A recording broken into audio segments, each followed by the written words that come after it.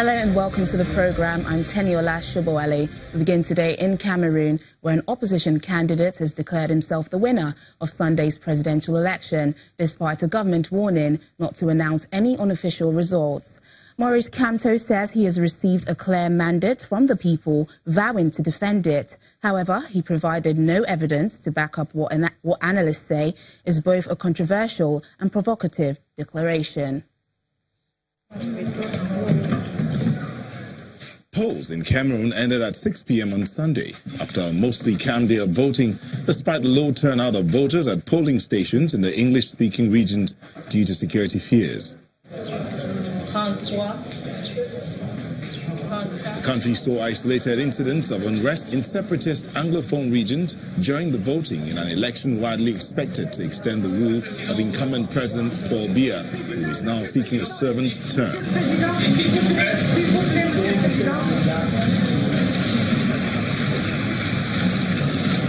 Following the close of the elections on Monday morning, newspapers described it as largely peaceful and transparent.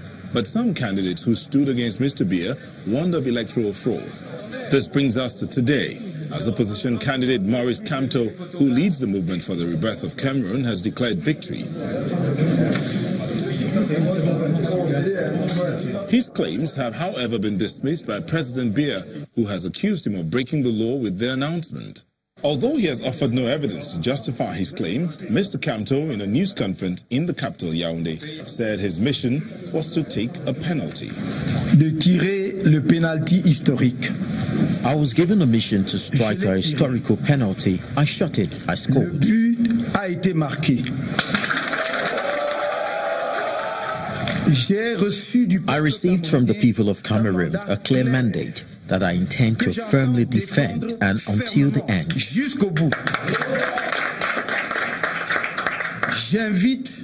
I invite the outgoing President of the Republic to organize conditions for a peaceful transition of power in order to save Cameroon from a post-electoral crisis which our country doesn't need, because it would put its future at risk.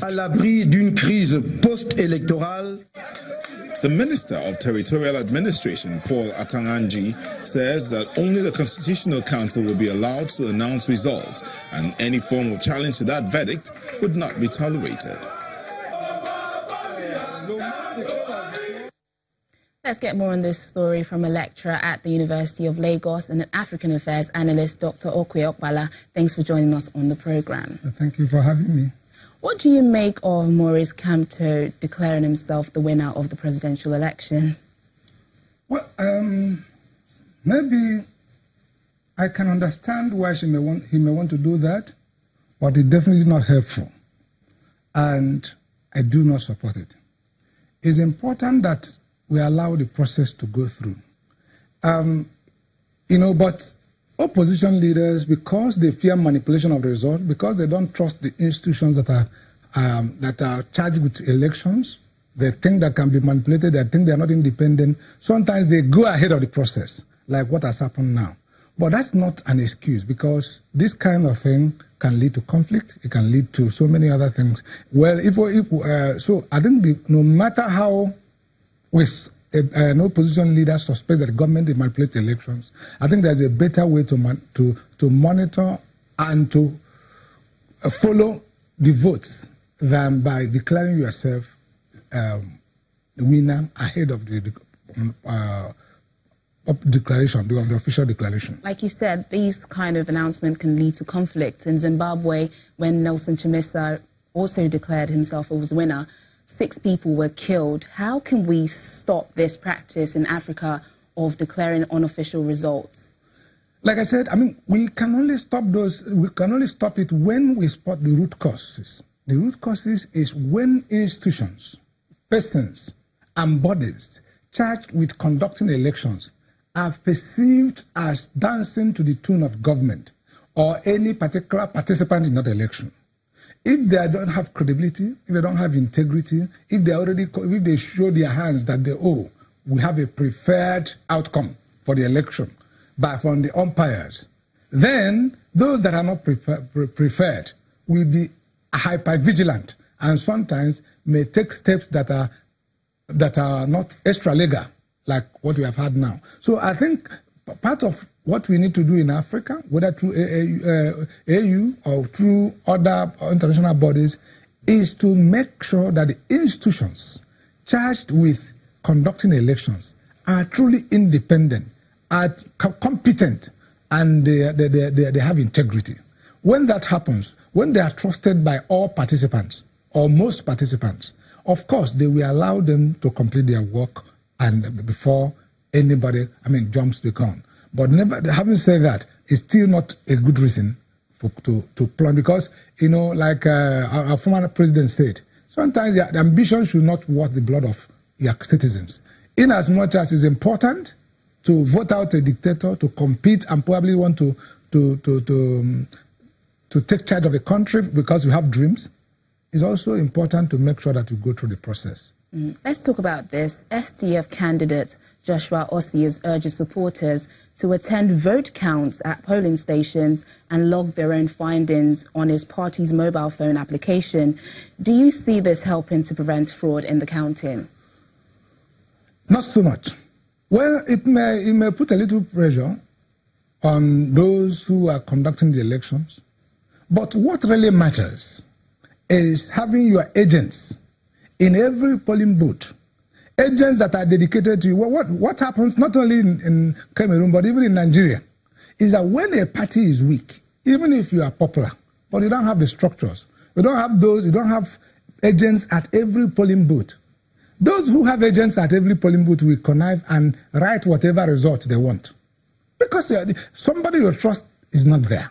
Or you don't have them in sufficient number to feel like, look, we have to. So most of these parties, they should come together. The opposition, most of the time, they are very, very small oppositions, even though Pobia may not get up to 20-25% of the votes, but he has structures. Because of the government structures, he may have structures all over the place. And so, in the cities, you will see that oppositions will be winning. But in the rural areas, the government parties will be writing whatever result they want. Because the oppositions are not there. Most of the time, the oppositions are in the cities. And that's the same thing in Zimbabwe, the same thing in Cameroon, even the same thing in Nigeria. Apart from the two big parties, every other party may be so popular, but those are votes who are monitoring those things at polling stations. Using social media and all that, well, you can put pressure, but then when it comes, most of them may not stand in the court. Even when the judges are impartial, they may not, those evidences may not be sufficient for you to say, look, this election can be cancelled, or the person who was declared winner did not win. President Paul Biya has been in power for 36 years. Do you think he'll win this vote? Well, I don't think he will win the majority of the votes. But, I also know that it's not the vote that counts. Well, like Joseph Stalin says, those who vote decide nothing. Those who count votes decide everything. Who are those who will count votes and who are those who will declare it? Most of them are lackeys of the President Biya.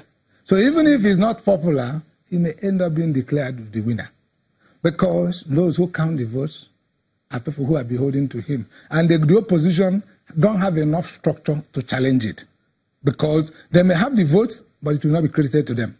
Because they don't have structures in the local areas to be able to challenge those who may want to do whatever they want to do in those areas. They may allow you to win in the cities, where you have your agents, where you have international observers, where you have everybody. They allow you to win votes there. In the hinterlands, they will write whatever we want. And then when the result comes, they come. So that's to be able to, that is the problem. So, and incidentally, most of the opposition, they will want to go it alone. They don't want to come together so they can harvest those structures and use them as one structure everywhere. African Affairs Analyst, Ms. Dr. Okwuyokpala, thanks for joining us on the program. Thank you so much.